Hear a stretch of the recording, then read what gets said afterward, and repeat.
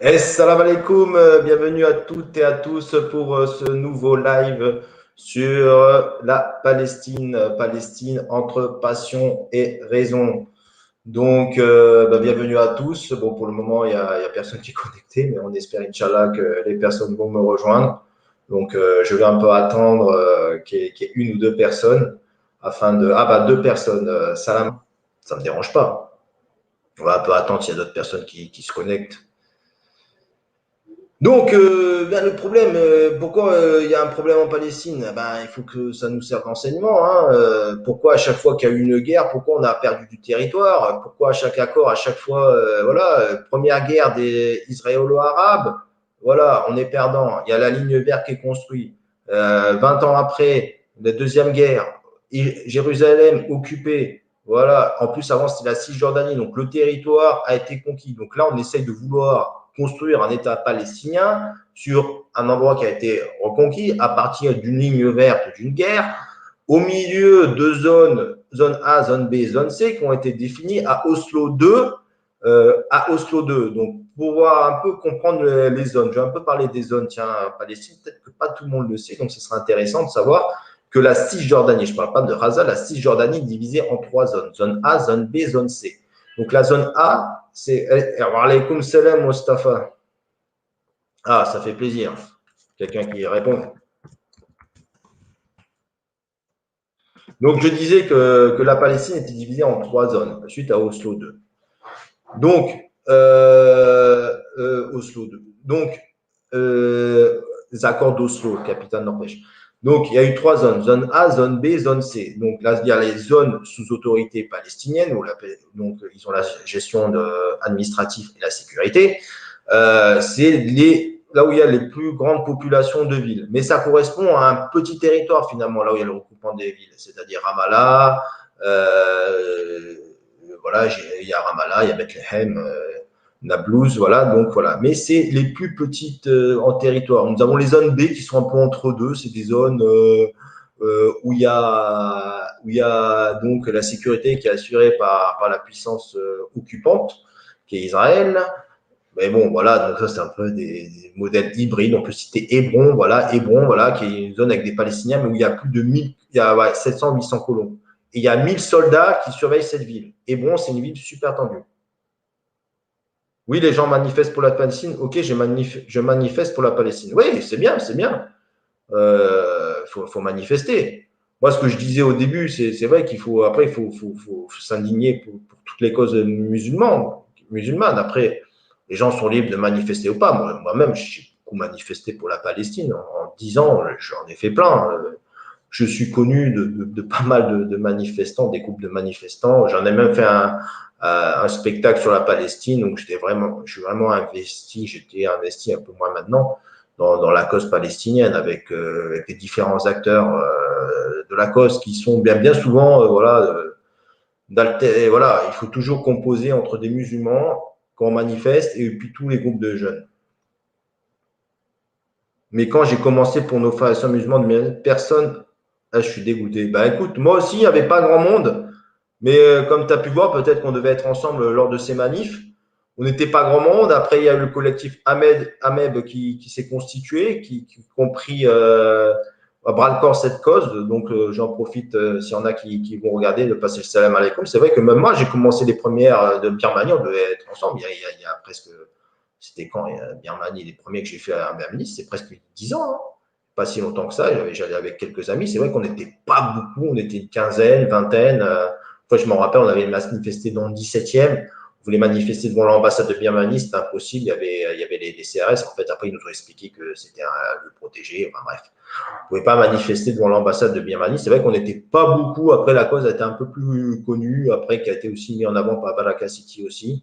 Mais c'est vrai que quand il y a eu au début de la cause birmane, c'était une tragédie. Quoi. Quand on a lu au début un génocide qui était complètement ignoré. Quoi. Alors après, voilà, attention, les termes, il faut être exact. Parce qu'il ne faut pas dire un génocide quand ce n'est pas forcément un génocide, parce que tous ces mots ont une définition au niveau du droit international. Donc, il faut faire attention quand on emploie les mots. C'est pour ça que voilà, je fais attention quand on est en live de bien dire. Mais c'est vrai que c'est un désastre.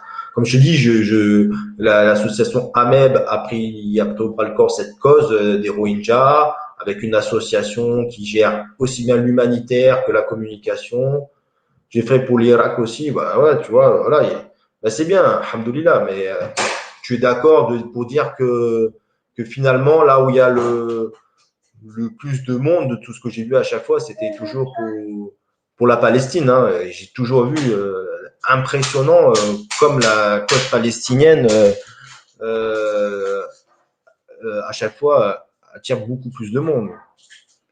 Ouais, des fois, j'étais impressionné parce que il y avait, en même temps, des fois, il y avait la guerre syrienne, il y avait des milliers de morts, mais dès qu'il y a eu un truc en Palestine, d'un coup, il y avait une grande manifestation, quoi. Donc c'est vrai que c'était impressionnant, quoi, que la cause palestinienne, vraiment.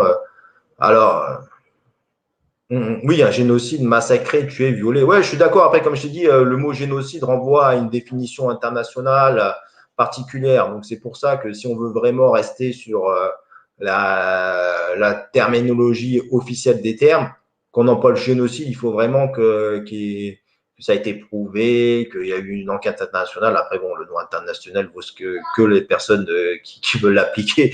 C'est pour ça que bien souvent, quand on voit les indignations qu'Israël n'a pas respecté le droit international, mais ils s'en foutent des gens qui fait appliquer le droit international. Il faut que ceux qui veulent faire appliquer le droit international. Est-ce que c'est réellement un droit est-ce que le droit international, ceux qui jugent sur le droit international, c'est un conseil de sages au-dessus de toutes les nations, au-dessous de tout? Non, donc le droit international vaut ce qu'il vaut. Il faut manifester pour tout musulman du monde, mais c'est vrai, la Palestine, beaucoup. Ouais, après, pourquoi plus la Palestine que d'autres? Moi, je sais pas pourquoi plus la Palestine. Après, mais c'est vrai, la Palestine, beaucoup de monde, ouais, au monde. Ouais. Énormément de monde, la Palestine, à chaque fois. Énormément, c'est impressionnant. C'est après, est-ce que c'est utile ou pas? Je sais pas. Après, voilà. Après, je pense que ce qu'on aime, quand on manifeste, voilà, moi, des fois, ça fait plaisir de revoir un peu les personnes que je connais. Voilà, bon, il y a un peu de tension, un peu d'adrénaline aussi, il faut dire ce qu'il est. Quand une fois, je me suis retrouvé avec des groupes que ça courait dans tous les sens. J'étais au milieu de groupes et tout. D'ailleurs, après, les médias, ils avaient exagéré le truc. Complètement tension, machin, manif, alors que c'était juste un mouvement de fou. Quoi. Voilà, voilà. Quoi. Mais bon, après ouais, ça fait du bien quoi, de manifester. Quoi. Ça permet de s'exprimer. Alors, bien sûr, voilà. Moi, franchement, j'ai envie de casser de suite ce mythe. Je n'ai jamais entendu j'en profite que c'est un live, mort aux Juifs devant une manifestation pour la Palestine, qu'on soit bien clair. Jamais j'ai entendu ça. J'ai même fait une fois ou deux service d'ordre. Hein. Bon, c'est juste parce que je connais le frère et tout, il avait besoin de main-d'œuvre. Je ne suis pas forcément spécialisé dans le service d'ordre. Et juste voilà, parce qu'on avait besoin. Bon, voilà. Je n'ai pas entendu. Je peux vous dire que si je l'avais entendu, le mec, je l'aurais viré. Et puis, on n'est pas dupe. Il y a souvent des infiltrés dans ces manifestations qui veulent créer de l'affiche. Je comprends pas. Je pense plusieurs politiques qui jouent aussi avec aussi. Et bien sûr, ça fait le jeu des politiques. Après, les médias vont répéter en boucle. Les chroniqueurs dans les émissions vont répéter en boucle qu'ils ont entendu mort aux Juifs, alors que j'ai jamais entendu ça. Pour moi, même s'il y en a un qui l'a dit, pour moi, c'est un infiltré. Franchement, ou bien si quelqu'un qui, ou bien c'est peut-être un jeune un peu naïf, un peu stupide, qui se rend pas compte, mais jamais j'ai jamais entendu. Franchement, tous ceux qui vont dans les manifs, généralement, c'est que la plupart, c'est des habitués. On est habitués. On sait très bien qu'ils veulent attendre ça. Et puis, c'est même pas le but. En plus, c'est même pas une question de ça. Il n'y a aucun rapport de crier cela parce que c'est pas le but. D'accord? Parce que il y a quoi qu'on en dise, bah, là-bas, qu'on le veuille ou non, bah, il y a deux peuples ensemble là-bas. Et moi, quand j'y suis allé là-bas, j'ai quand même vu souvent des initiatives pour communiquer, pour dialoguer entre les deux peuples. Voilà, c'est pas si figé que ça là-bas. Alors malheureusement, ces derniers temps, il faut dire ce qu'il est, il y a 10 ans, peut-être il y avait plus d'actions collectives entre Israélo-Palestiniens. Non, c'est un peu plus compliqué, mais voilà, donc c'est pas forcément toujours les deux camps comme ça, et c'est pas toujours la haine de l'autre qu'on le croit. Mais bon, il y a quand même plus de tension, hein, faut dire ce qu'il est. Les tensions viennent souvent de colons fanatiques, souvent de France d'ailleurs, Comme je disais, Hébron est une ville très tendue avec les colons. Il y a 700-800 colons protégés par 1000 soldats.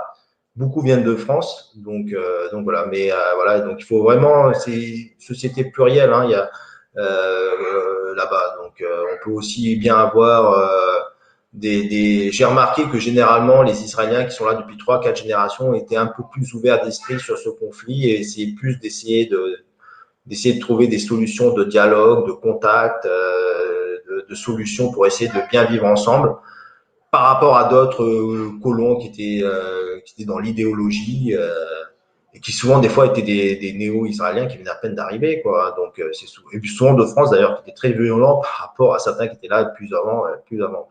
Voilà, voilà. Donc voilà, mais tout ça pour dire et on retrouve aussi souvent des fanatiques de cette question, souvent voilà, voilà. Donc sur ça, quoi. Qu'est-ce que je voulais dire? Ouais, il y a pas mal de cas de personnes, donc n'hésitez pas à poser des questions aussi. Voilà. Donc ce que je disais aussi, donc il faut essayer qu'on trouve des solutions. Le plus grand enseignement de cela, c'est que il faut que Harry fait des lives aussi avec le frère Culture SM parce que je comprends pas les musulmans YouTube, ils sont pas réunis. Oui, après on pourrait se réunir, bien sûr. Moi, après moi, tu sais, je suis pas le plus connu hein, aussi, donc moi j'essaie de faire des lives avec des personnes, des fois je les contacte, mais c'est intéressant. Tu vas dire frère Culture Islam, ouais, on peut essayer. Ils se réunissent pas. On n'est peut-être pas encore assez réunis. Ouais, après, ça dépend les personnes. Il y a des groupes qui sont plus connus entre eux. Hein. Moi, je suis pas le plus connu. Ça fait pas très, très longtemps que je fais ça. Je suis plus connu sur le terrain, on va dire. Pas encore trop sur Internet.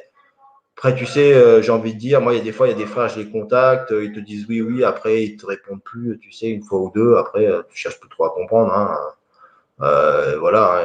Il y en a, ils sont aussi victimes de leur succès, hein, on va dire. Donc, voilà, ils priorisent d'autres youtubeurs où ils savent qu'ils vont avoir plus d'audience, quoi. Mais oui, oui, pourquoi pas. Moi, j'ai déjà fait aussi un live dernièrement aussi avec une autre personne sur un autre sujet qui était sur la thématique de la dépression. Donc voilà, quoi. Après, pourquoi les youtubeurs se réunissent pas? Mais j'ai envie de dire, les musulmans, on n'est même pas réunis. Donc, comment tu veux qu'on se réunisse? Moi, j'aimerais bien des fois que des frères de sciences de différentes tendances, on va dire, entre guillemets, arrivent des fois à faire des débats un peu constructifs. Voilà, où ils pourraient justement chacun apporter un peu différents éclairages, quoi, un frère éclairage plus politique, plus religieux sur la Palestine, quoi, puisqu'on parle de la Palestine. C'est quand même dommage, quoi, hein, que chacun. Moi, j'ai lu des frères de différentes tendances qui ont parlé sur la Palestine, très peu ensemble. Quand bien même il y en a qui ont parlé un peu ensemble. Après, c'est toujours compliqué de parler de la Palestine quand on est un religieux musulman, hein, parce que voilà, parce que vous savez très bien déjà la case antisémite a toujours évité, donc toujours prendre des précautions, donc toujours rappeler qu'on a toujours vécu en paix, musulmans. Alors voilà, après on veut dire que c'est pas un conflit religieux, mais et quelque part au fur et à mesure ça va l'être. Faut parler franco, quand bien même un imam va commencer à aller sur le terrain religieux de ce conflit. C'est risqué pour lui, hein. Et il sait très bien. Il y a une fois, il y a un frère, un imam qui a commencé à citer un hadith sur la fin des temps de la guerre, tout ça, et il a eu une enquête qui a été ouverte sur lui. Hein, faut pas oublier. Donc, il faut toujours prendre des précautions quand on parle de ce sujet-là. Hein. Les imams les premiers, hein, parce que il risque une enquête. Même moi, qui sait si je me fais fermer ma chaîne parce que je suis allé un peu loin sur ce sujet. Toujours délicat, on a toujours une marge sur laquelle on peut parler de ce conflit parce qu'on est dans un pays de liberté d'expression, donc il faut montrer qu'on a la liberté d'expression, mais voilà, faut rester. Voilà. Donc, si on reste que sur le plan humanitaire, droit de l'homiste, humaniste, en prenant une solution à 2 États, chose qui est impossible parce que c'est impossible qu'il y ait 2 États là-bas, vu la situation actuelle, la configuration. Voilà, donc voilà, pourquoi pas si des frères arrivent à se unir, à dire certaines choses, certaines vérités aussi. Moi, j'en connais qui arrivent sur Facebook et qui ont dit des choses vraiment assez virulentes hein, sur le sujet, hein, mais bon, voilà, qui ont une petite audience aussi, voilà, qui savent très bien ce qu'ils peuvent dire. Il faut toujours prendre des précautions quand on parle de ce sujet. Voilà, sachant, voilà, comme je dis, il y a vraiment déjà il y a tout qui est fait souvent pour nous. Wa alaykoum salam. N'hésite pas à poser une question, Karim, ou une réflexion sur ce sujet. Voilà, voilà, quoi. Comme vous avez pu voir, comme je disais tout à l'heure, voilà, souvent en manifestation, moi, j'ai jamais entendu de mort aux Juifs. Et quand bien même j'aurais entendu, je pense que ça serait fait virer par le service d'ordre. Voilà, c'est pas le but de créer des tensions. Mais bon, moi, la dernière fois, j'ai écouté les grandes gueules. Ils n'arrêtaient pas de dire, voilà, les manifestations, ils vont encore dire ça. Quand ils n'ont pas entendu ça, ils ont entendu Allah Akbar. Donc voilà, voilà quoi. Donc tout est fait vraiment pour discréditer le mouvement palestinien, quoi. Et il le sera toujours, hein, ils le font toujours, hein, donc c'est pas évident, quoi. Ouais, donc moi je vais, donc ça fait 39 minutes. N'hésitez pas si vous avez des questions. Donc moi j'ai envie de dire, ce conflit-là, il va durer. Moi j'ai envie de dire, je vais parler franco. Moi pour être allé avec la vague des Palestiniens, je peux vous dire tout ce qu'on fait, manifestations, prenez une solution à des États, prenez une solution à un État. Que penses-tu du boycott ciblé sur certains qui participent au vêtement à la commission, genre SFR, les fans de Jannat TV, on en sait l'idée.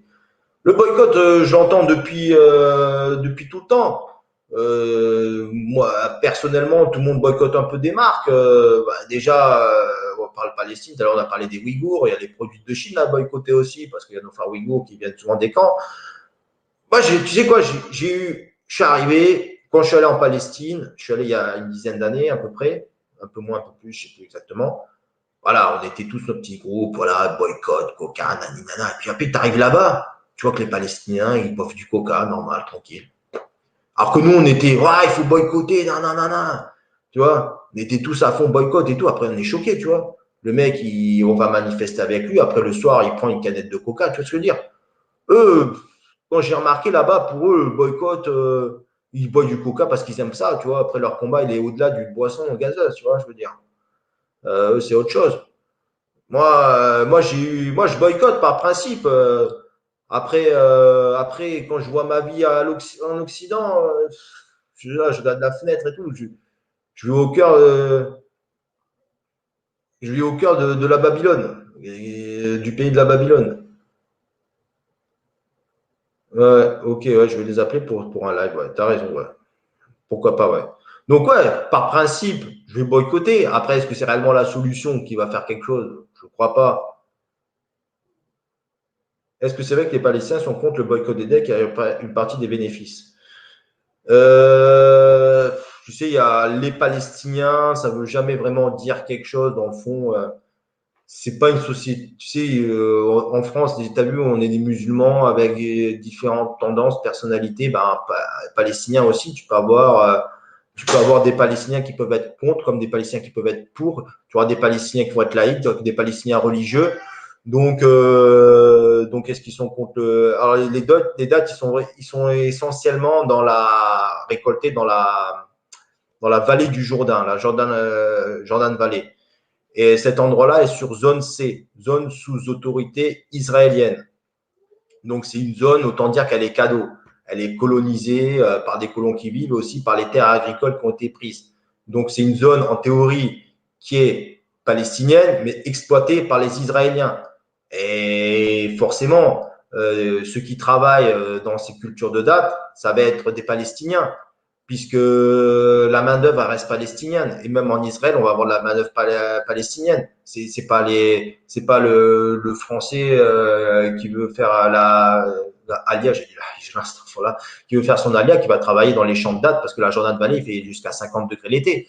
Donc, qui c'est qui va faire les tâches de basse besogne? Qui sait qui va travailler dans les usines? Ça reste des Palestiniens. Quand c'est pas des Palestiniens, c'est aussi des Africains. Il y a beaucoup d'Africains aussi là-bas, beaucoup de l'Érythrée aussi, tu vois. Donc, certains Palestiniens sont contre, bah oui, parce que ça peut leur coûter préjudice dans une partie de l'argent qui va aller. Après, c'est comme je te dis, c'est une société variée. Il y en a qui seront pour, il y en a qui seront contre. Voilà, hein, tu sais, il y en a qui collaborent aussi, il y en a qui font du business avec. Hein, tu sais, c'est plus nuancé que ça, la société. Il faut pas croire. Hein. C'est pas tout blanc, tout noir. Hein. Voilà, il y a beaucoup de corruption, il y a beaucoup voilà, voilà, de business, quoi, tout simplement, quoi. Tout le monde essaie un peu de s'arranger, hein. La colonisation, c'est toujours été comme ça. Hein. Il y en a toujours qui profitent. Hein. Il y en a des Palestiniens, ça les arrange cette situation-là parce qu'ils gagnent très bien leur vie, hein, mieux que la plupart des personnes qu'on est là. Hein. Parce que la colonisation, pour certains, c'est un business. Et ils jouent des deux côtés. Quoi, hein. Voilà, quoi. Tout le monde est gagnant. Quoi. Il y en a, ils gagnent de l'argent. Et voilà, quand tu as un peu d'argent, tu fermes un peu plus les yeux. Tu vois ce que je veux dire? Forcément. Tu vois ce que je veux dire? Le combat, ben, tu vois, tu dis, bon, ben, on est peut-être dans une situation difficile, mais ça me permet des fois de voyager en Europe, ça me permet d'avoir une télé, ça me permet d'avoir du map chez soi. Tu vois ce que je veux dire? Donc, tu vois ce que je veux dire? Ta question, tu vois, il faut prendre tout en contexte en entier. Tu vois ce que je veux dire? Après, tu auras des Palestiniens qui seront toujours dans le combat et qui vont dire que les autres qui sont ça sont des traîtres parce qu'ils s'arrangent avec. Il y en a, ils préfèrent dans une solution de s'arranger avec la puissance colonisatrice pour le moindre mal, comme on dit, et puis d'autres qui seront toujours arc-boutés dans les principes. D'autres qui seront arc-boutés dans des principes aussi nationalistes de Palestine, comme d'autres seront plus dans un combat d'ordre religieux. Que penses-tu des Gazaouis du Hamas? Sont-ils stratégiquement efficaces? Moi, personnellement, je ne suis pas un stratège de guerre, je ne suis pas un militaire, donc je ne peux pas juger. Qui d'ailleurs, un musulman, on peut juger. Ce qu'on voit dans les faits, c'est que 90% des requêtes sont anéanties par le dôme de fer. Donc, est-ce que c'est efficace quand tu as 90% de tes missiles qui sont anéantis? Si toi, tu fais un truc et que tu vois que ça anéantit 90% de tes résultats, est-ce que tu vas continuer dans cette voie? Après, est-ce qu'ils se contentent des 10% leur suffit? Voilà, est-ce que les 10% de requêtes appropriées qui ont réussi à atterrir quelque part suffit dans leur combat en échange aussi d'avions qui vont se faire balancer, des missiles qui vont continuer à détruire? Je suis pas sûr que ce soit la meilleure solution. Après, c'est compliqué. Alors après, les Ghazaouis, le Hamas, en plus, il faut être clair, c'est pas forcément le Hamas. Le Hamas, il ne faut pas oublier que c'est un groupe politique. La branche armée du Hamas, c'est autre chose. C'est deux entités différentes. D'ailleurs, à la base, le Hamas, c'était un parti politique qui n'était pas forcément classé comme terroriste. Ils avaient gagné les élections, ils ont organisé une élection, et après, qui a été supervisée par la communauté internationale. Et puis après, ces élections n'ont pas pu. En plus, il y a eu une guerre civile en plus entre le Hamas et le Fatah à l'époque, en 2006, il me semble. Donc déjà, il y a eu une fitna des Palestiniens là-bas. Après, ça n'a pas pu, la communauté internationale, que le Hamas gagne des élections. Alors, ils organisent, mais en fait, ils organisent, mais ils veulent leur propre gagnant. Donc voilà, c'est dire des élections, quoi, qu'ils veulent, quoi. Donc après, ça en est suivi d'avoir mis le Hamas et la branche armée tout dans le même panier, en traitant tous les mondes de terroristes. Donc, tu vois ce que je veux dire? Donc voilà, après, est-ce que la stratégie est efficace? Les faits sont là. Hein. Comme je te dis, tous les roquettes sont anéanties par le dôme de fer. Alors, le dôme de fer coûte énormément d'argent aussi.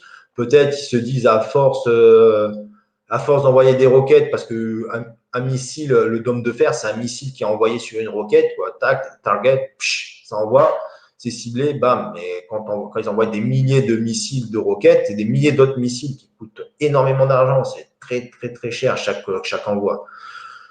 Donc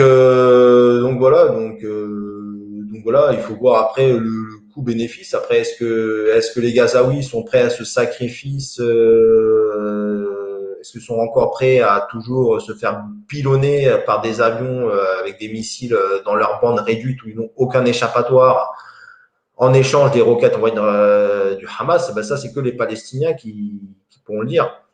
La politique iranienne dans le coin est-elle bienveillante? Moi, tu sais, j'en ai discuté une fois j'en ai discuté souvent avec un Palestinien qui vient du Gaza.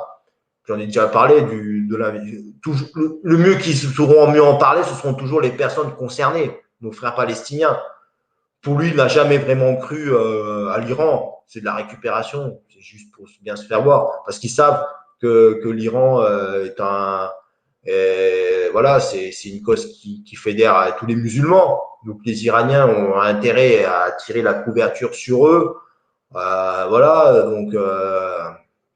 mais moi, de ce que je connais de Palestiniens, réellement, n'ont jamais vraiment cru quoi que ce soit de l'Iran dans le coin, quoi. Hein. Après, voilà, ils fédèrent à travers eux ce conflit-là. parce qu'ils savent que ça nous plaît aux musulmans. Mais dans le fond, c'est pas forcément, voilà, faut pas attendre grand-chose de l'Iran. Hein. Soyons, de toute façon, s'il y avait quelque chose depuis le temps, on aurait vu. Hein. Après, ça n'empêche pas, ils peuvent toujours faire des actions humanitaires. Mais bon, ça, il y en a plein qui le font. Hein. L'Arabie Saoudite font des projets humanitaires. Le Qatar en fait des projets humanitaires. Donc, tout le monde peut faire des projets humanitaires. Mais moi, j'ai même envie de dire, même l'Union européenne. Il faut savoir qu'un truc, je vais dire, on commence à avoir un peu plus de personnes. Il faut savoir que la Palestine est depuis la Seconde Guerre mondiale l'entité, parce que c'est pas un pays, on va dire, qui a eu le plus d'aide de subventions de tous les pays, de tous les lieux, ça, qui en fait que croître. Il faut savoir que le problème de ces subventions, de cet argent qui est donné, bah déjà, ça défausse parce que selon le droit international, c'est la puissance occupante qui doit subvenir aux besoins de ces populations. Donc, Israël doit faire en sorte que sa population, son territoire qu'elle occupe, quand bien même il y aura un droit international pour l'occuper, l'occupant, voilà. Donc, voilà, donc est-il vrai que les dons d'argent sont monopolisés par l'entité sioniste d'après ton expérience? Quand il y a de l'argent qui est envoyé à Raza, c'est sûr que les fonds vont toujours être tracés. Hein. Ça, c'est sûr. Donc, moi j'ai fait un peu d'humanitaire dans une association en France. Je n'ai pas fait l'humanitaire là-bas. On va dire j'ai fait bénévole pour une association qui construit des projets humanitaires, qui envoie après l'argent à Raza parce que après qui travaillent avec leur entité là-bas ou avec des prestataires, on va appeler pour ça, ou des ONG sur place. Donc l'argent, bien sûr, il est quand il y a du transfert d'argent, il est tracé, hein. Ça c'est sûr. Hein. Ils savent très bien. Hein. Il faut que vraiment, ils vont tracer l'argent pour voir bien que l'argent arrive. L'argent va toujours être, hein. Ils vont la bloquer pour un peu embêter, mais elle arrivera toujours. Elle va être monopolisée, elle peut être monopolisée 1 mois, 2 mois, 6 mois, mais elle va toujours arriver à bout. Hein. Une fois qu'ils auront bien vu où ça va, tu vois ce que je veux dire? Ils ont envie toujours d'embêter un peu, tu vois. Ils embêtent parce que c'est pour démotiver, pour blaser, pour embêter, voilà, pour que les gens soient dégoûtés d'essayer de mener des projets à bien, tu vois. Au fur et à mesure, tu vois, c'est une bataille des nerfs, tu vois. Mais ça arrive toujours à débloquer. Moi, j'ai bien vu une fois, par exemple, c'est plein de petits trucs. Par exemple, ils gardent, moi, j'y suis allé, il y a l'eau. J'étais à Bethléem. Et donc, c'est eux qui gèrent l'eau. Donc, déjà, il faut savoir que l'eau est vendue 7 fois plus cher aux Palestiniens qu'aux Israéliens. C'est-à-dire qu'un Palestinien, il a une citerne d'eau sous sa maison quand les autres vont avoir des piscines. Mais un Palestinien ne peut pas avoir la piscine vu le coût de l'eau. Et ben moi, pendant 2 jours, il n'y avait plus d'eau à Bethléem. Parce que c'est eux qui gèrent, qui ouvrent les vannes. Donc, qu'est-ce qui se passe? Les Palestiniens manifestaient, qui dit plus d'eau, dit on ne peut pas aller aux toilettes. Alors, tu peux toujours acheter des bouteilles d'eau, c'est pas un souci. Mais voilà, il y a plus d'eau. Donc, qu'est-ce qu'ils font? Les Palestiniens, ils ont manifesté, ils ont volé des pneus. Et après, bah, hop, ils redonnent l'eau. Tu vois, ils jouent un peu sur les nerfs. Dès que ça énerve, tout le monde s'est énervé. Ah, on les a un peu excités. Ah non, c'est bon, attendez, on vous redonne l'eau. Donc voilà. Donc, c'est ça, quoi. C'est surtout ça. Donc, tu vois, ils aiment un peu jouer sur les nerfs. Mais après, voilà. Voilà. Comme je disais aussi, l'argent, ça fait pas tout. Hein. Vous savez, les dons d'argent, c'est pas ça qui fait avancer. Hein. Moi, une fois, j'ai fait une conférence avec un Palestinien. Il a dit arrêtez de nous donner de l'argent parce qu'il dit ça fait que de la corruption. Et du coup, les personnes témoins, ben forcément, ça alimente un peu tout le monde. Moi, le Palestinien que je suis allé sur place, il m'a dit ça fait 20 ans qu'on nous donne depuis des années, on donne de l'argent, on voit qu'il n'y a rien qui s'améliore dans nos conditions. Il m'a dit, on est, comme je vous disais, c'est l'endroit qui reçoit, un des endroits sur Terre qui reçoit le plus. Le problème, c'est que tout cet argent-là, comme je vous dis, alimente une certaine corruption et aussi, en plus, c'est toujours dédié à l'humanitaire. Donc, on traite toujours des urgences sur l'urgence au détriment du développement. C'est-à-dire, 1/5 de l'argent va au développement et on ne fait que de l'humanitaire. Donc, si on traite toujours des problèmes à court terme avec de l'argent qui va à peine subvenir pour que les populations s'achètent à manger et donner de l'argent aux fonctionnaires, eh ben, on aura beau faire des dons, on va faire que du court terme. On ne fera pas du long terme. C'est ça le problème. Donc voilà, c'est ça le souci. Donc donner de l'argent, c'est bien, mais c'est pas ça qui va faire tout, quoi. Voilà, après, nous, les musulmans, on sait bien l'importance de donner les sadaqas, les sanet, tu vois, donc On donnera toujours, hein, parce qu'on y gagne aussi à donner parce que ça reste une bonne action qu'on fait dans tous les cas. Donc, il n'y a pas de mal à faire une bonne action. Voilà, voilà. Ouais, n'hésite pas si tu as une autre question. Hein. Voilà, comme je vous dis, le gouvernement turc, peut-être, la sortie de la crise, on voit qu'ils sont plus offensifs, ils sont les seuls qui ont réussi à réaliser des structures sur place. Non, après, ce n'est pas forcément les seuls. Hein. Comme je te dis, il y en a beaucoup qui ont fait des structures sur place. Hein. Tu as, le Qatar qui a fait aussi hein, des hôpitaux. Mais comme je dis, c'est pas tout de construire. Est-ce que le gouvernement turc, il ne faut pas oublier qu'on est aussi dans la réelle politique. Donc, il y a toujours des intérêts autres que tu vois, je veux dire, ils ont des intérêts géostratégiques tous aussi. Donc, le gouvernement turc dernièrement a dit que si ça continuait, il interviendrait. Bon, à voir, à voir. Après, tu sais, comme je dis, hein, voilà, ils peuvent tous construire des choses à Gaza, ça c'est bien. Hein. Après, est-ce que ça fait, tu sais, quand tu es bloqué dans 50 km de long et 4 km de large en moyenne, 3-4 km, tu as beau avoir un bon hôpital, tu restes coincé. Hein. Voilà, tu es coincé, mais tu es bien soigné. Ouais, c'est bien. Ouais, ouais. Mais bon, est-ce que c'est bien aussi? Je suis pas sûr. Moi, être coincé dans 50 km, je vais vite tourner en rond. Je vais être coincé entre Paris et Cergy-Pontoise toute ta vie. Tu me dis, ouais, mais ils m'ont construit un hôpital, c'est bien. Ouais, mais bon. En plus, comme je te dis, voilà, comme je disais, il y a l'eau, la majorité de l'eau est impropre à la consommation. Donc voilà, après moi j'avais déjà vu des projets d'immeubles qui étaient construits aussi. Tu vois, je veux dire, il y a quand même des choses. Comme je dis, c'est l'endroit où on donne le plus, la Palestine. Donc proportionnellement, c'est l'endroit qui reçoit le plus d'aide.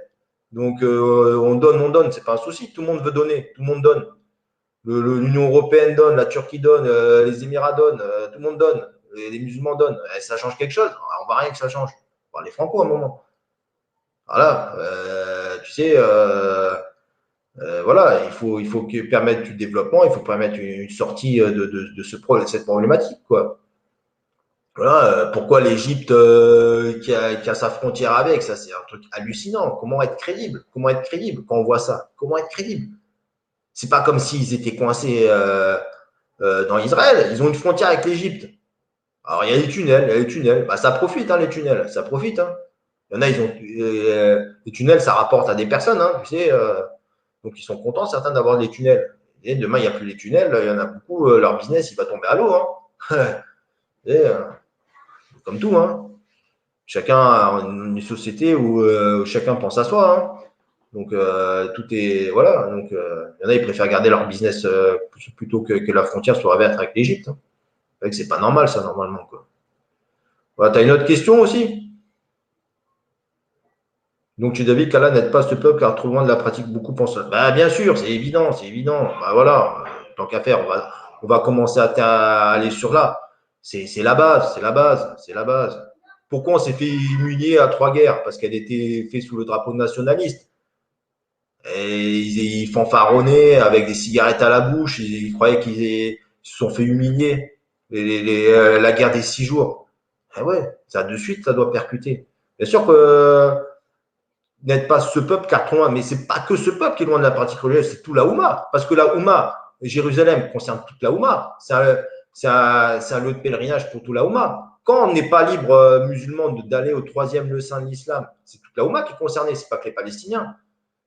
On n'est pas libre, on peut y aller, mais il y en a, ça va être plus compliqué que d'autres. Il y en a, ils ne peuvent pas avoir le visa. Hein, il y a des citoyens, voilà. Donc c'est pas ce peuple qui est loin de la pratique. Moi, tu sais, je suis allé, il y a beaucoup de musulmans qui prient là-bas, hein, énormément. Hein, ils prient, hein, c'est pas un souci. Il y en a beaucoup qui prient. Il y en a d'autres qui prient pas. Il y en a, on va dire qu'il y a aussi des chrétiens aussi, et des juifs palestiniens aussi, il faut le rappeler aussi, qui ont toujours vécu là-bas d'ailleurs. Hein. Historiquement, de toute façon, Jérusalem a toujours été un peu un lieu de pèlerinage pour les 3 religions. Donc, sous l'Empire ottoman, par exemple, les 2 derniers siècles avaient aussi cette fonction-là. Jérusalem a aussi la particularité d'être la capitale spirituelle et culturelle du monde. Quiconque a eu Jérusalem dans l'humanité a toujours eu la dominance du monde. Jérusalem a été conquise 44 fois en 5000 ans d'histoire. Donc voilà. Oui. Ouais, donc voilà. Donc oui, on est loin de la pratique religieuse, mais au-delà d'être loin de la pratique religieuse, c'est pas forcément que de la pratique religieuse. Euh, Pourquoi les chrétiens? Bah, en fait, si tu veux, les chrétiens de Palestine, moi j'en ai rencontré beaucoup, se sentent plus, il y a déjà un côté où ils sont proches au niveau oriental, c'est des Arabes, donc forcément, le chrétien d'Occident va plus se sentir plus proche, peut-être pas, des fois ils sont plutôt neutres, mais il va pas se retrouver dans le chrétien arabe. Pour lui, il va voir un peu, c'est comme s'il voyait le maghrébin de France. Donc il va pas se sentir proche du chrétien d'Orient, tu vois. Tu vois, le chrétien d'Orient, il est culturellement intégré à la Palestine, hormis sa religion qui diffère. Sinon, il vit avec, il parle la même langue, ils mangent plus ou moins, ils peuvent se retrouver un repas, ils travaillent ensemble. Ils ont aussi ce combat ensemble parce qu'ils subissent aussi bien les problèmes de colonisation, de difficultés de déplacement, de ça. Donc voilà. Donc les chrétiens sont solidaires du combat de Palestine parce qu'ils le subissent autant. Moi, j'ai dans mes contacts qui m'envoient souvent des mails. C'est vraiment des militants de la cause palestinienne, quoi. Hein. Voilà, donc parce qu'ils sont en Palestine, tout simplement, parce qu'ils subissent la colonisation, parce qu'ils subissent, voilà. Donc pourquoi les chrétiens dans le monde? Je pense que voilà, parce qu'ils se retrouvent pas dans eux, parce qu'il y a peut-être un décalage culturel, physique, ça doit être ça, quoi. Après, moi, je parle des chrétiens qu'on voit ici, en Occident, ou aux États-Unis. Donc, comme on peut voir en plus, les évangéliques, il y a beaucoup de courants évangélistes aux États-Unis, très dans tout ce qui est la fin du monde, l'apocalypse, tout ça et tout. Et ils sont plus proches d'Israël parce que c'est le Messie en commun qu'ils attendent, tu vois. Donc, il y a aussi tout un courant évangéliste aux États-Unis qui est pas négligeable, qui sont pour Israël pour cette raison-là. Voilà. Donc, il y a aussi ça, on prend cette dimension à prendre en compte. Voilà aussi. Voilà. Après, pour revenir à qu'on est trop loin de la pratique religieuse, c'est peut-être tous les musulmans, mais au-delà de la pratique religieuse, c'est pas tout de pratiquer. Voilà, tout le monde, il y a plein de frères qui pratiquent. On fait la prière, on fait le ramadan, il y en a pas mal. Alhamdoulilah, des fois, il y a peut-être une. Mais il faut condamner le blâmable, c'est surtout ça. Est-ce qu'on condamne assez le blâmable? Est-ce que quand à chaque fois, quand il y a eu des chutes, c'était au-delà des chutes de pratique, c'était aussi, il y a de la corruption généralisée. Dans beaucoup de pays du Maghreb. C'est pas normal que tout le monde veut son petit bac chiche. Voilà, mais ça doit être condamnable. Le policier qui demande un bac chiche, il ne devrait pas, et nous qu'on devrait donner. Est-ce qu'on condamne cela? Tu vois ce que je veux dire? Il y a une corruption endémique. Est-ce que on est loin de la pratique religieuse? Est-ce que, par exemple, moi j'ai ma femme qui est algérienne. Quand on voit, par exemple, une fois je suis allé dans un centre pour handicapés, c'est difficile les conditions, les structures, c'est pas normal. Tu vois, et je blâme pas les personnes qui travaillent dans ces structures. Travailler dans une structure pour handicapés dans une ville d'Algérie, chapeau aux employés, chapeau. Et quand tu vois après les structures qu'il y a en France pour des handicapés, c'est pas normal. C'est pas normal, tu vois, je veux dire. On a un problème de conscience, de développement, de société qu'on veut proposer. Tu vois, donc il y a tout ça à être ensemble, tu vois. Il faut vraiment qu'on arrive à s'élever sur des valeurs communes où il y a le partage, où il y a le développement, où il y a le bon comportement, voilà, où on est éduqué dans tout cela, toute cette pratique, et voilà, et puis voilà, être ferme sur certains principes religieux, toujours pas aussi toujours vouloir négocier voilà, des sunnas à la carte, quoi, où là, on va être à fond sur une sunna où tout le monde, non, c'est ça, c'est ça, c'est ça. Puis après, d'autres sunnas qui sont délaissés, voilà, où on va dire on est malikite, mais finalement, ben, peu finalement connaissent malikite par culture, mais après, si tu commences à rentrer, ouais, mais regarde ce qu'il dit l'imam Malik sur ça, sur ça, sur ça, regarde, quand tu commences à rentrer, ben, finalement, ben non, on est peut-être un peu loin des malikites, quoi. Après des années, mais honnêtement, les manifestations sur tel bénéfice, on te sent accablé. Moi, je me sens pas accablé. Comme tu sais, au tout début, on disait avant de sauver le monde, il faut déjà se sauver soi-même. Donc, si déjà on arrive à être un califat autour de soi, à éduquer une oumma qui va être ferme sur des principes, sur des valeurs, qui soit en France ou ailleurs, qui condamne le blâmable et qui après, ben, être une lumière et être fort aussi, à bien prendre soin de soi, à faire du sport, à s'entretenir et pas être dans l'oisiveté. Ben voilà. Tu vois ce que je veux dire? C'est pas les manifestations, honnêtement, militantisme. Comme je dis, déjà, le militantisme, on doit partager le combat avec la gauche, où ils sont sur un combat humaniste, où ils vont dire non, c'est un combat politique, il n'y a pas de religion. Et puis nous, quand bien même on dirait qu'il n'y a pas de la religion, bah oui, mais bon, ça se passe quand même dans une terre où qui a vu tous les prophètes. Donc dire qu'il n'y a pas de religion dans un conflit où il y a quand même un pays, Israël en l'occurrence, qui s'est construit sur une base religieuse, où il y a Jérusalem qui est occupée, et dire qu'il n'y a pas de religion. Donc déjà, on est coupé en deux, tu vois. On a des personnes qui disent non, il faut leur État, nanana. Un État palestinien qui est impossible, qui existe dans la configuration actuelle avec les zones A, zones B, zones C, les zones colonisées qui ont pris les terres, qui empêchent le développement, ou un pays où les Palestiniens vivent sous perfusion.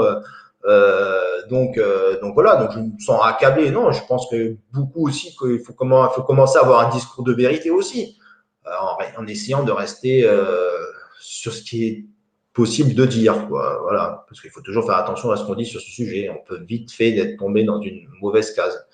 Certains imams l'ont appris à leurs dépens, parce qu'ils sont peut-être allés trop loin. Pas, ils sont pas allés trop loin, ils sont peut-être allés dans un discours de vérité en prenant en compte les hadiths.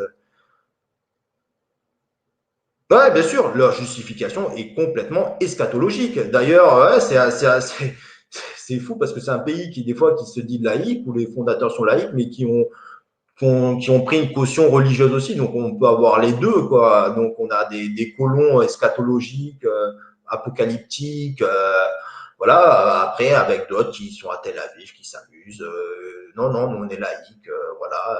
Il y en a même qui ne croient pas. Mais pour moi, je pense que oui, le conflit finira par être, je le dis, je pense que le conflit finira par être religieux parce que c'est comme ça.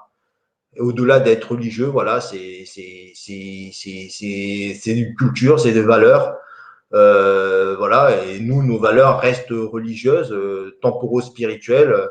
On est, on est toujours là à mettre en avant, ouais, l'Andalousie, c'était magnifique, c'était super. Oui, mais après, ben maintenant, voilà, donc si on est là, on aime historiquement quand il y a eu des empires musulmans, ben, pourquoi ce conflit-là ne pourrait pas être religieux, quoi. D'ailleurs, en plus, tous les textes, les hadiths, tout ça aussi, vont dans un sens comme ça aussi. Nous, notre religieux, c'est notre vie, hein, les musulmans.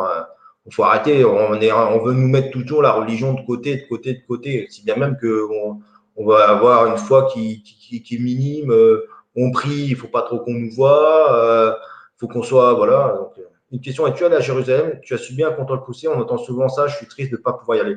Alors, et déjà, moi, déjà, il y a 10 ans, il faut prendre le contexte. Voilà, maintenant, je ne vais pas te mentir, là, il suffit qu'ils fassent 2, 3 clics sur Internet, ils vont voir ma page Facebook, les articles. C'est sûr que je pense que j'arrive à Tel Aviv, je retourne à Paris, quoi. Faut pas rêver, quoi. Il y a 10 ans, j'étais pas si visible que ça sur Internet. Donc, j'ai eu des contrôles déjà, comme pas mal de personnes qui veulent se rendre là-bas, où en tout, j'ai eu 5 heures de contrôle à l'aller à l'aéroport. Je prends entre les temps d'attente, hein. J'ai pas eu 5 heures d'interrogatoire. On me prend 10, 15 minutes, on me fait attendre 2 heures, on me fait encore parler, donc déjà eu. Ensuite, Jérusalem. Donc, quand tu arrives à Jérusalem, alors moi j'étais à Bethléem. Donc, Bethléem, déjà, tu as des checkpoints. Checkpoints, ils ont contrôlé le bus, bref, ça a été. Donc, Jérusalem, le dôme du rocher, là où il y a les mosquées, donc il y a des entrées gardées par des soldats israéliens qui sont des Druzes. Voilà, donc c'est un courant du chiite de l'islam. Voilà, donc ils sont assez présents, ils ont toujours été présents, les Druzes là-bas. C'est une terre où il y a beaucoup de religions aussi, hein, donc forcément il y a beaucoup de courants. Hein. Donc on peut avoir des Druzes, on a des chrétiens, comme j'ai dit, on a des musulmans, voilà, de différents courants, quoi, dont les Druzes. Donc oui, j'ai eu un contrôle. Alors moi, en plus, forcément, quand ils ont regardé mon passeport, ils ont vu que je m'appelais Jacques. Donc, pour aller, il faut être musulman. Donc ils m'ont dit de réciter la shahada. J'ai récité la shahada, qui fait de moi un musulman, pour pouvoir rentrer sur l'esplanade des mosquées. Et après, il m'a demandé de réciter une sourate. Et après, on a commencé à pas un peu s'embrouiller, mais en plus avec mes collègues, on dit non, just shahada muslim, just shahada. Tu vois, je veux dire. Donc, tu me demandes, tu muslim, je te récite la shahada, tu n'as pas à me demander des sourates. Parce que si on respecte vraiment, si tu es juste, tu vois ce que je veux dire. Donc, Après, j'ai quand même récité la sourate. Et après, je suis rentré. Une autre fois, je suis allé aussi, pareil, et ils contrôlent. Parce qu'en fait, vu qu'ils nous voient et qu'on est des touristes, ils voient, les Palestiniens, ils les contrôlent pas. Et, tu vois, les Palestiniens, ils rentrent naturellement quand c'est le Jumu'ah, tu vois. Mais les touristes comme nous, qui sont là, à regarder à droite à gauche avec un sac à dos, ils vont nous contrôler, c'est normal. Et vu qu'il n'y a que les musulmans qui peuvent aller, et qui n'ont plus envie d'embêter et tout, tu vois. La deuxième fois, c'était Jumu'ah, donc il m'a commencé à me poser des questions. Il me dit, how many rakat for door? Donc j'ai dit fort. Et fort du mois, je fais ben tout, deux. Après, il a rigolé, même le soldat, pour dire c'est bon, arrête un peu. Voilà, donc voilà, c'est le contrôle que j'ai eu, quoi. Mais le contrôle était plus poussé à l'aéroport, hein. Le contrôle était poussé à l'aéroport. Après, il y a beaucoup de checkpoints, comme je dis, en Cisjordanie, il y a beaucoup de checkpoints. Donc, ils peuvent des fois arrêter un véhicule. Voilà, surtout que nous, quand tu es un peu un bus mélangé avec des Palestiniens, mélangé avec des Occidentaux, donc ils se disent, voilà, ça peut être des groupes de militants et tout, tu vois, ils commencent un peu à nous avoir à l'œil.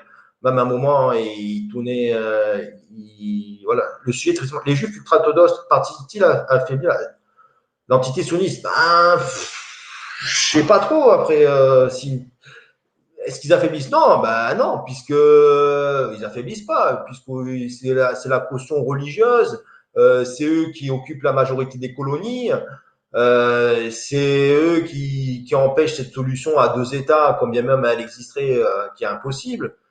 Donc voilà. Après, Netura Carta, ça, je connais pas bien ça. Les Juifs ultra-orthodoxes. Donc non. En plus, voilà. Donc alors, alors il y a aussi un courant. Attention, il faut voir que historiquement, il y a aussi des orthodoxes qui ne voulaient pas aller en Israël, car pour eux, ils doivent y aller que quand ce sera la fin des temps. C'est-à-dire qu'en fait, leur présence sur cette terre-là est interdite. Ils n'ont pas le droit. Donc au début, parce qu'il y a eu, avant la création d'Israël, il y avait le projet de colonie de cette terre. C'était déjà Theodor Herzl, fin 19e. Et donc, il y avait donc aussi un courant religieux juif orthodoxe qui disait que non, c'était interdit d'après les textes d'y aller.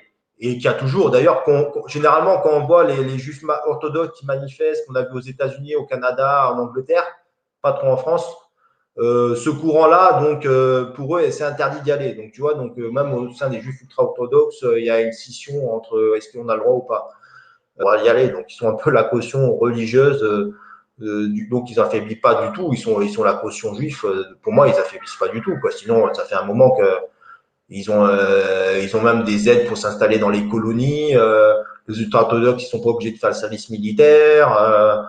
Ils n'ont pas à le faire d'ailleurs. C'est des jeunes qui triment. Donc non, ils n'affaiblissent pas. Après, au contraire, quoi. Et alors, tiens, puisqu'on en profite et tout, dernièrement, parce que des fois, quand je m'alimente du sujet, je regarde un peu aussi des vidéos de juifs ultra-orthodoxes aussi d'ailleurs, qui disaient, alors là, attention, je vais dire que d'après eux, le Machia, le Messie à eux, je précise bien, donc on comprendra arriverait dans 6 mois. Donc vous voyez, donc il y a déjà, d'après leur analyse du texte, dans 6 mois, devrait arriver. Donc imaginez que si ça arrive, donc on sera vraiment dans une ère qui va vraiment changer, quoi. Bon, on verra bien dans 6 mois ce qu'il en sera. Et une dernière question, la natalité, et peut-être la réponse à ce sujet, les Arabistes seront aussi nombreux que les Israéliens, sans parler des Palestiniens, la vie hédoniste se paye. Ça va être un problème, c'est déjà un problème qui se pose. La natalité, il y a beaucoup plus de Palestiniens qui font des enfants, donc alhamdoulilah, ça vit, il va y avoir un problème. Alors, est-ce que ça va changer? Ça va être un problème. Après, est-ce que ça va changer? Ben, s'ils continuent à les parquer comme ils les parquent, ça va être une cocotte minute qui va imploser. Ça, c'est sûr. Dans quelques années, peut-être pas de suite. Voilà. Et en plus, il faut parler aussi, les Arabes israéliens représentent 10% de la population, ce qui n'est pas rien, au sein même de l'État d'Israël, avec Tel Aviv, tout ça et tout, qui occupent des boulots dans les hôpitaux notamment, hein, donc ils sont vraiment présents dans la société civile israélienne. Donc, 10%, c'est déjà pas mal quand même, hein, faut pas négliger ces 10%. Hein. Voilà, donc la vie des donistes se paye, hein, bien sûr. Hein. Voilà, voilà. Ouais, ouais. Après, voilà, ça va. Déjà, cette question de natalité se posait déjà il y a 10 ans, hein, donc elle va être un problème, ça c'est sûr. Hein. Voilà, voilà. Donc, est-ce qu'il y a d'autres questions? Vas-y, une question. S'il y en a qui ont des questions, n'hésitez pas. On a alimente pas mal le sujet. Ça commence à être intéressant là. Hein. Donc, on peut dire ça. Voilà. Moi, ce que je peux dire, c'est que beaucoup de Palestiniens aussi que je suis allé sont pas dupes.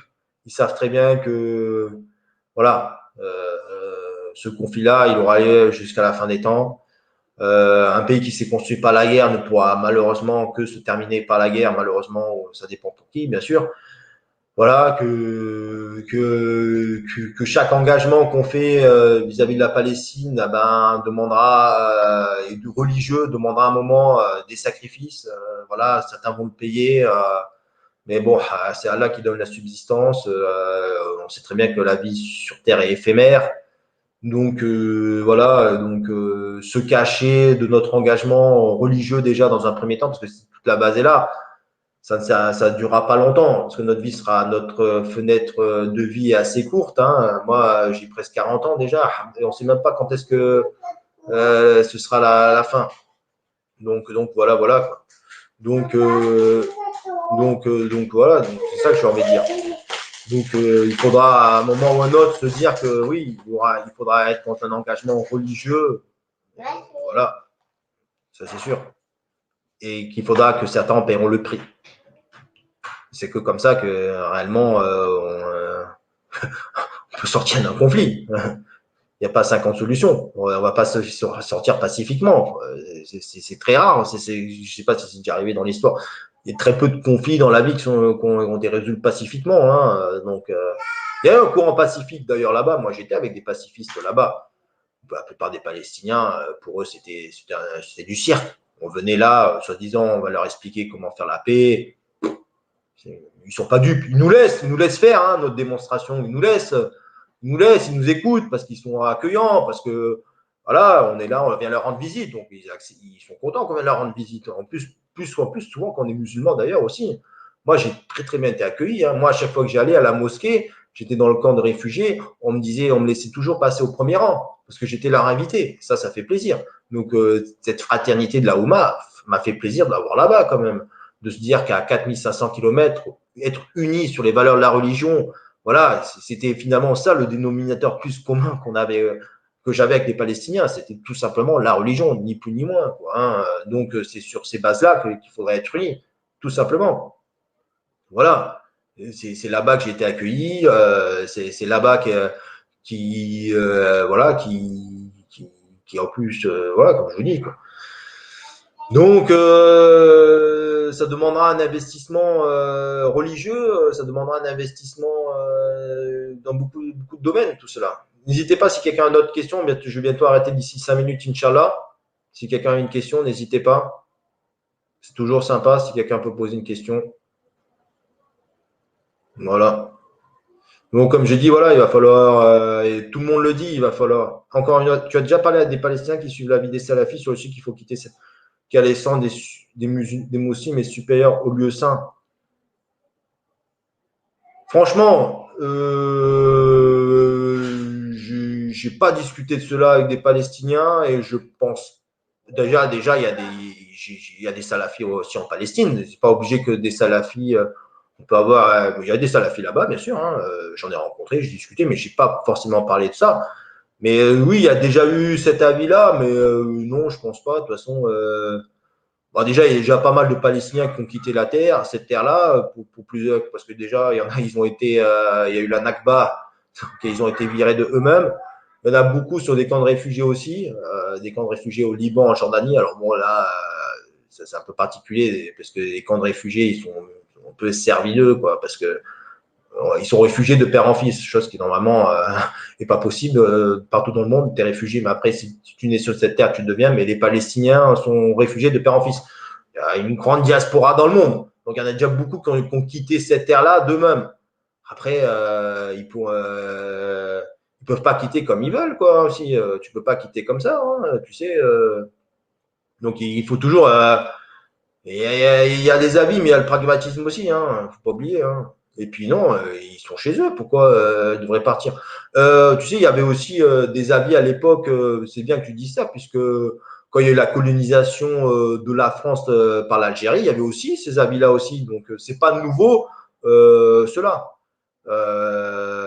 Que de dire est-ce que les Algériens doivent quitter l'Algérie parce que c'est colonisé par la France et donc est-ce qu'ils doivent rester ou est-ce qu'ils doivent émigrer dans un pays musulman où ils pourront mieux vivre leur religion.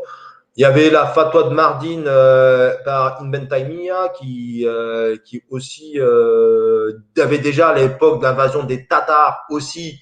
Il y a toujours eu. Est-ce que maintenant qu'il y a les Tatars qui ont envahi notre terre, est-ce qu'on doit y rester ou est-ce qu'on doit partir? Lui était d'avis d'un peu que Maïdan, je crois la liste s'appelait ça. Donc lui disait ça avait un statut composite, c'est-à-dire qu'on est entre deux finalement. Donc si on est entre deux, on peut à plus tard, Inch'Allah. Ouais, moi aussi, c'est bientôt la prière, donc dans 2 minutes, on arrête comme ça. Comme j'ai dit, c'est la religion qui fera en sorte qu'on s'en sorte, donc on va respecter, on va pas mettre à plus tard la prière, qui est important quoi, de respecter. Donc dans 2 minutes, je vais arrêter, Inch'Allah. Donc comme je disais, voilà, donc des avis religieux ont toujours existé. L'histoire du monde musulman a été très riche. Donc voilà, donc moi je pense qu'il voilà, y a les deux avis. Donc voilà, après moi je pense, comme je dis, il y a le pragmatisme qui fait, tous les Palestiniens ne peuvent pas tous partir, quoi. C'est pas possible, quoi. Donc et puis ils sont chez eux, quoi. Donc voilà. Bon, écoutez, je vais quitter le live. Voilà. Si quelqu'un a une autre question, il n'hésite pas. Si quelqu'un. Voilà, donc il y a les enfants qui vont dire au revoir. Au revoir. Voilà. Bon, allez, je vais quitter. Si quelqu'un a une autre question, n'hésitez pas. Sinon, je quitte. Voilà. Bon, allez, je vais arrêter le live. Ah, merci. C'est un bienfait qu'on ait des fins qui ont l'expérience de terrain. Ouais, ben bien sûr, je pourrais encore beaucoup plus en parler, l'expérience de terrain. Après, ça mettrait, c'est des heures. Malheureusement, il est déjà un peu tard. Les personnes sont arrivées un peu tard sur le live, mais je pourrais en parler beaucoup de l'expérience de terrain. Mais il y a beaucoup de fractions d'aller sur le terrain après. Alhamdoulilah. Il y a l'expérience de terrain qui doit être aussi accompagnée d'une culture politico-religieuse, parce que beaucoup, finalement, ce conflit-là, on nous l'a mis dans la tête, mais beaucoup finalement ne connaissent pas. Il y a des livres intéressants. Je peux citer De quoi la Palestine est-elle le nom d'Alain Grèche. Voilà, des petits livres comme ça qui permettent de bien connaître le contexte. Après, c'est vrai que quand on est allé, comme je vous dis, je vais terminer sur cela. Un Hajj là-bas, qui m'a dit comment, moi j'ai posé la question, comment on va sortir ce conflit. Il m'a dit tout simplement qu'on se sera remis à Allah. Donc c'est ni plus ni moins. Et pendant 15 jours, j'ai fait tout plein de trucs, j'ai fait des démonstrations, j'ai vu des militants, j'ai vu j'ai vu des manifestations, on s'est fait gazer par l'armée. Et là, tout le monde était là dans des réflexions intellectuelles. Voilà, et toi-même, tu veux montrer que non, solution des États démocratiques, blablabla. Non, le Hajj, il m'a dit clairement la réponse. Quand ce sera remis à Allah, voilà, c'est tout. Donc, il n'y a ni plus ni moins. La solution, elle est simple. C'est tous les musulmans, voilà. Et les Palestiniens aussi, bien sûr. Forcément, quoi. Il dit c'est tout le monde. Donc, voilà, donc donc l'expérience de terrain, l'enseignement que j'ai eu le plus de ce terrain, c'était ni plus ni moins quand ce sera remis à Allah. Et finalement, être allé là-bas pour avoir une réponse aussi simple, alhamdoulilah, ça m'a fait plaisir quand même. Comme voilà, des fois, aller au simple, c'est ce qu'il faut. Allez, je vous dis, salam alaikum, à la prochaine fois pour un prochain live. Vous pourrez le revisionner.